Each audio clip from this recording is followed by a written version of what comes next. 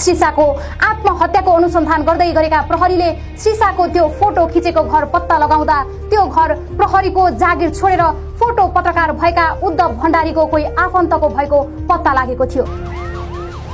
श्रीशाको परिवारका अनुसार उनलाई भण्डारी र अर्का फिल्म डिरेक्टर मिलेर जबरजस्ती नाङ्गो बनाई फोटो खिचेका थिए। हुन त श्रीशाको त्यो तस्बिर हेर्दा पनि जबरजस्ती नै खिचेको भनेर प्रश्न देखिन्छ।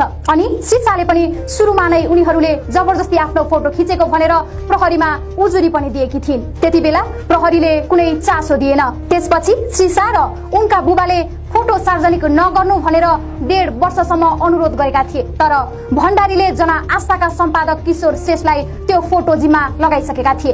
भनिन्छ त्यो फोटो जना आस्थामा छापिनु भन्दा 1.5 वर्ष अगाडि नै खिचेको थियो र फोटो खिचेदेखि न्यूज पेपरमा पब्लिस नहुन्जेलसम्मको पिरियडमा त्यही फोटो देखाएर उनीहरूले बारम्बार उनलाई ब्ल्याकमेलिङ गरिरहेका थिए। यो कुरा उनको इन्गेजमेन्ट पछिसम्म पनि निरन्तर नै भइरह्यो। पछि किशोर श्रेष्ठले श्रीशालाई यस्तो नराम्रो काम नगर्न भनेर बारम्बार सम्झाएको र उनले नसुनेपछि सही बाटोमा ल्याउन यो कदम चालेको बयान दिएका थिए। भण्डारीले पनि आफूले उनलाई सुधार्नका लागि र नेपाली फिल्म इन्डस्ट्रीलाई सफा राख्नका लागि श्रीशालाई 8,000 रुपैयाँ दिएको र फोटो खिचेको बताएका थिए। उनीहरूले आफूलाई महान देखाउन खोजे पनि काठमाडौँका तत्कालीन डीआईजी अमर सिंह शाहले राम्रोको लागि अपराध गरेको भन्दै आफूलाई सफा देखाउने अपराधीहरूको मानसिकता नै भएको बताएका थिए। श्रेष्ठ र भण्डारी यो आफ्नो एक्सन जतिसुकै गिरेको भए पनि त्यसको कारण समाजलाई सफा राख्न र समाजकै राम्रोको लागि गरेको भनेर मान्नु ठूलो अपराधीहरूमा भेटिने